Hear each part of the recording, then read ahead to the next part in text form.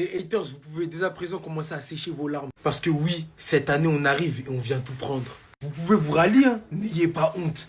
N'ayez pas honte. Vous l'avez insulté, vous l'avez descendu, vous l'avez clashé. Une fois de plus, le leader de cette attaque du Real Madrid répond présent. Kylian Mbappé, deuxième journée de Liga, doublé. C'était intéressant aujourd'hui dans sa manière de se proposer, de faire des appels, de créer de l'espace pour ses coéquipiers. Il a fait son job de neuf tout simplement. Il a même fait fermer la bouche de Vinicius sur le deuxième but. Parce que comme on le sait, il est difficile à faire taire les gars. Aujourd'hui, il a tout fait. Il était en leader. Vous avez eu tort de le descendre. Et puis cette année, tu as l'impression qu'il est beaucoup plus en forme, beaucoup plus en jambes. Je sais pas, peut-être que je me trompe. Et c'est une impression qui reste à vérifier. Mais ces derniers temps, les gars, que ce soit sur le premier match de Liga ou sur le match de pré-saison, tu vois Mbappé beaucoup plus vif. Il commence à retrouver petit à petit ses appuis. Comme je le répète, année de Coupe du Monde, il va jamais se louper. C'est sa compétition. Il est obligé de la préparer de la meilleure des manières. Et quelle manière de mieux préparer une Coupe du Monde en faisant une grande saison tout simplement avec le Real Madrid. Il va la faire. J'ai confiance, j'y crois. Kylian Mbappé a une fois de plus montré qui était le patron de cette attaque du Real Madrid et le patron tout court tout simplement. Ça fait 2 victoires pour le Real Madrid, 3 buts au compteur pour notre Pichichi et notre soulier d'or, il faut pas l'oublier. Kylian Mbappé, tu es fantastique. Gracias. Restez sobre, abonnez-vous les gars, ça frappe. Vous avez bien vu? Vous avez bien vu ou c'était pas encore clair pour vous? C'est son Real Madrid, les gars. L'Mbappé est le nouveau propriétaire du Real. L'équipe tourne autour de lui. C'est lui le facteur X de l'équipe. C'est lui qui marque les buts. C'est lui qui procure le plaisir. Bref, moi, je peux le dire officiellement, nous sommes le combien? Le dimanche 24 août. Et je peux dire officiellement que le Real Madrid est à Kylian Mbappé. Voilà, on lui a passé les clés de la Casablanca. Vous allez me dire, sportivement, c'est mérité. Hein. Sportivement, c'est mérité. Maintenant, vous savez que mon avis est un peu plus complexe sur ce sujet-là, parce que je pense que c'est pas ce qu'il faut au Real, mais en tout cas, c'est le cas, qu'on le veuille ou non. Pour l'instant, de ce que je vois du Real Madrid maintenant, j'attends encore de voir un peu. Mais ce qui se dessine, c'est que Xabi Alonso va faire d'Mbappé son maître à jouer. Parce qu'aujourd'hui, le Real Madrid vit grâce aux individualités de Kylian Mbappé. Encore une fois, un doublé aujourd'hui. But la semaine dernière, il est à 3 buts en 2 journées.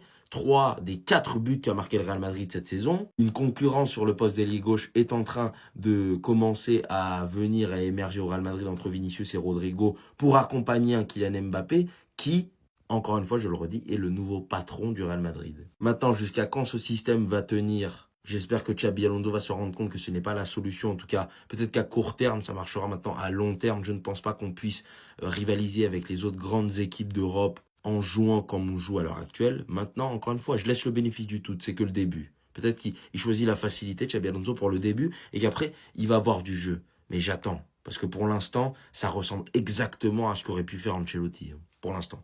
Donc j'attends. Mais je garde ma confiance en Xabi Alonso, vous connaissez votre gars. On est obligé de l'admettre. C'est lui le leader du Real Madrid. On n'a plus le choix. Premier match, homme du match. Deuxième match, homme du match. Quand le match est compliqué, c'est lui qui marque. Encore une fois, doublé. Score final, 3 buts à 0. Il a marqué 95% des buts du Real. Oui, parce que Vinicius, il en a rajouté un. Et je vous mens pas, quand il est rentré, j'ai bien aimé Vini et Mbappé. Et surtout quand il s'est rajouté Gonzalo Garcia. Je vous ai dit, si Mbappé, il va à droite, Vini, il va à gauche, et Gonzalo Garcia, il prend l'axe, on peut être injouable si on garde les automatismes.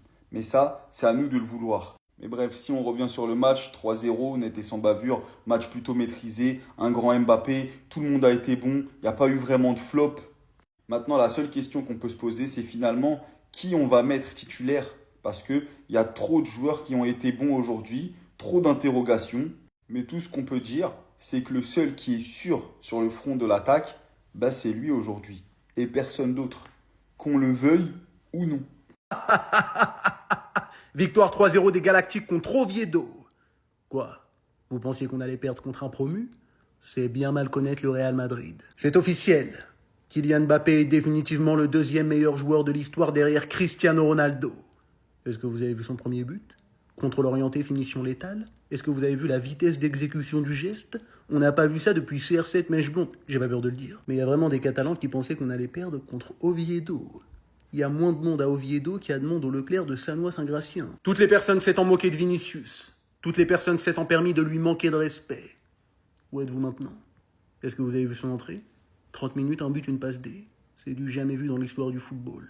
Il est de retour. et il va choquer tout le monde. Mais je dois être honnête avec vous, il y a aussi de nombreuses choses qui m'ont déplu. J'aimerais que Kylian Mbappé arrête de se prendre pour Mesut Özil. Et j'aimerais que Franco Mastontuntuno arrête de se prendre pour Lionel Messi. Nous ne pouvons pas dire que nous ayons fait un grand match.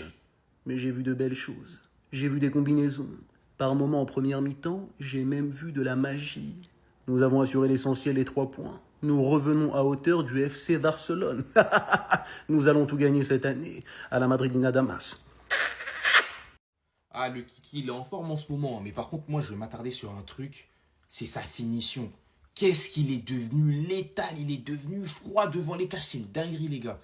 Par rapport à la saison dernière, moi, je trouve qu'il a énormément progressé. Parce que la saison dernière, il a ces 2 occasions-là. Je vous jure qu'il tire sur le gardien. Mais là, ça se voit qu'il a bien progressé sa finition. Ça se voit qu'il a bien travaillé, bien affiné cet aspect-là. Parce que moi, je trouve qu'actuellement, franchement, dans le domaine de la finition, moi, je le mets top 2, top 3, hein, Kylian Mbappé, la vérité.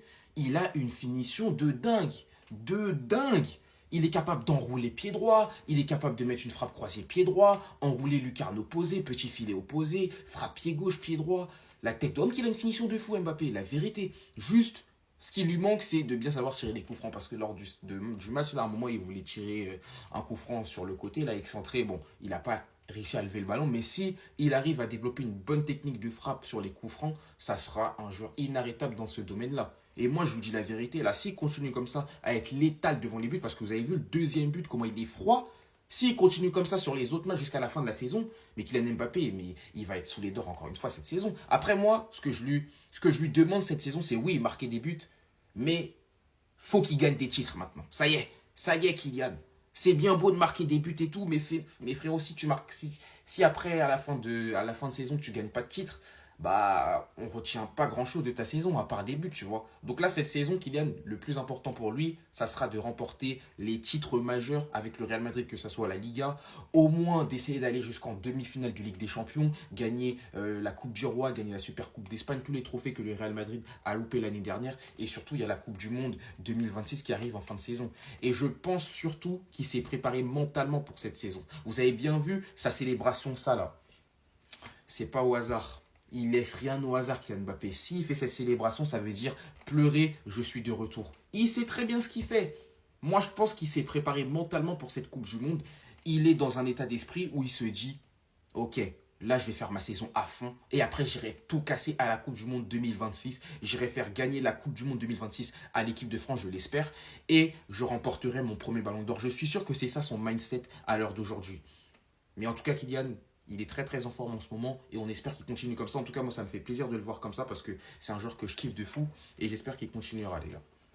Victoire du Real Madrid face à cette équipe promue et que ça fait plaisir les gars. Doublé de Kylian Mbappé qui nous a pondu un match tout simplement excellent en termes de qualité technique. Les déplacements, bien évidemment, il y a des choses à améliorer parce que c'est pas un attaquant de pointe de base. Et très bon match de sa part. Il a été bien associé avec Arda Güler qui lui a délivré une passe mais vraiment cousu main. On sent que de plus en plus ils vont jouer ensemble, il y a un lien qui va se créer entre les deux. Davantage. Même si moi je trouve que Arda Güler va falloir qu'il s'améliore dans les prises de risques. Parce que lorsqu'il prend des risques, c'est beaucoup plus intéressant. C'est lui qui doit ramener cette créativité au sein du Real Madrid. Vinicius qui fait son comeback avec une passe décisive et un but excellent, incroyable lors de son entrée. Après les gars, arrêtez de le comparer à Rodrigo. Rodrigo il a fait un très bon match lui aussi de sa part. Très bon dans le collectif, c'est des ailiers complètement différents. Mais les gars qui vont parler des polémiques au sujet de l'arbitrage, les gars n'oubliez pas un truc. Il y avait pénalty à ce moment-là. De l'action, il y avait penalty mais à 100%. Les deux joueurs le retiennent, sandwich, la totale. Rudiger, pour une fois, c'est lui qui subit la faute. Il est retenu par la gorge et par la taille. Donc pour moi, il y avait penalty, il n'y a pas eu d'appel à la VAR ni rien du tout. Un arbitre tout simplement catastrophique comme d'habitude. Mais le plus important, c'est la victoire du Real Madrid. Même s'il y a énormément de choses à améliorer sur l'aspect défensif, pas les défenseurs en eux-mêmes, mais l'ensemble collectif au niveau défensif, c'est pas assez. Mais ça va venir de plus en plus. Je trouve que Xabi Alonso, il travaille plutôt bien. Le plus important, c'est la victoire avec un certain nombre d'écarts de buts. Mais sinon, en vrai, c'est à toi. Bon, en tout cas, alhamdoulilah.